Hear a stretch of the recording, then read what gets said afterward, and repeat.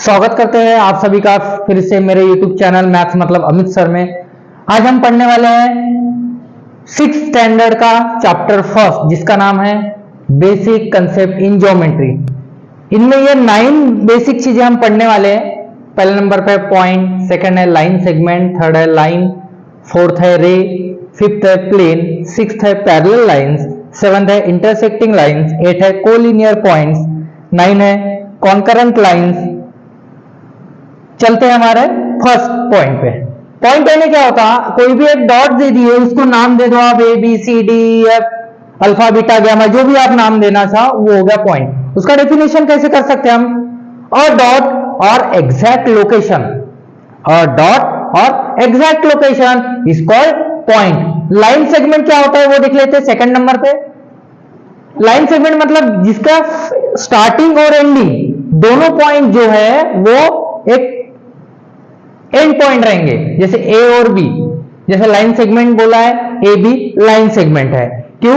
ये दोनों के 2 एंड्स पॉइंट, मतलब कोई एक लड़का है जो अपने घर से शॉप जा रहा है और शॉप से घर आ रहा है, तो ये हो गया मेरा लाइन सेगमेंट। मतलब घर से वो बाहर भी नहीं जा रहा है और शॉप से बाहर नहीं जा रहा है, तो ये हो गए उसकी सीमा जो बोलते हैं, मर्यादा जो बोलते हैं, हो गया लाइन सेगमेंट। लाइन किसको बोलेंगे?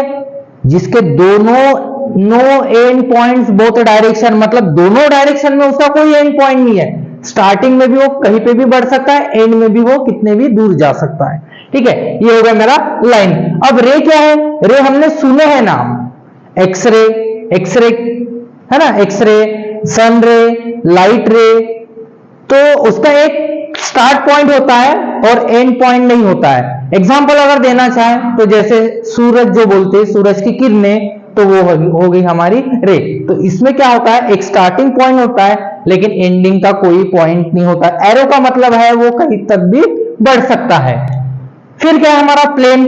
प्लेन कोई भी हो सकता है, डेस्क हो सकता है, बेंच हो सकता है, आपके घर में स्टूल है, वो भी एक प्लेन माना जाएगा। ओके, पैरेलल लाइंस क्या होंगी? 2 पैरेलल लाइंस, मतलब ये पैरेलल लाइंस हो गई।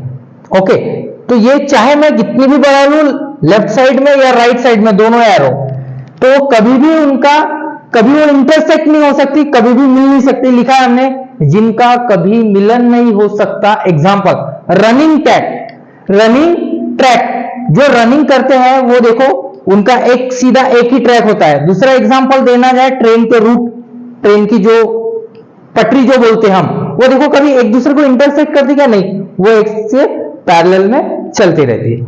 फिर देखते हैं इंटरसेक्टिंग लाइंस। इंटरसेक्ट का मीनिंग ही है छेदना, एक दूसरे को भेदना। जिनका कभी ना कभी मिलन हो सकता है उसको बोलेंगे हम इंटरसेक्टिंग लाइंस। ठीक है, इंटरसेक्टिंग लाइंस और कॉन्करेंट लाइंस, ध्यान दो, इंटरसेक्टिंग लाइंस और कॉन्करेंट लाइन दोनों में क्या डिफरेंस है? इंटरसेक्टिंग लाइंस में 2 ही लाइंस रहेंगी और कॉन्करेंट लाइंस में 3 से ज्यादा। तो ये डिफरेंस आपको याद रखना है। कोलिनियर पॉइंट्स किसको बोलेंगे? एक लाइन पर 3 से ज्यादा अगर ये है पॉइंट है तो उसको बोलेंगे हम कोलिनियर पॉइंट्स। 2 रहेंगे तो क्या बोलेंगे? अगर सिर्फ 2 पॉइंट है तो क्या बोलते हैं? उसको लाइन बोलते हैं। तो ये भी इसको कंपेयर करना आप, लाइन और कोलिनियर पॉइंट्स। लाइन किसको बोलेंगे? एक ही लाइन पर सिर्फ 2 पॉइंट है, अगर 2 से ज्यादा है तो उसको क्या बोलेंगे हम? Collinear points. ठीक है, अब आ जाते हैं हमारे कॉन्करेंट लाइंस। बता दिया मैंने कि 3 से ज्यादा जहां पे लाइंस है उसको बोलेंगे कॉन्करेंट लाइंस, और कॉन्करेंट पॉइंट किसको बोलेंगे? जहां पे 3 से ज्यादा लाइंस निकाली है और वो एक दूसरे को इंटरैक्ट हो रही है, एक दूसरे को छेद रही है, वो बोलेंगे हम कॉन्करेंट पॉइंट। तो यहाँ पे कॉन्करेंट पॉइंट्स कौन सा है? O। तो मिलते हैं हमारे नेक्स्ट वीडियो में। Thank you.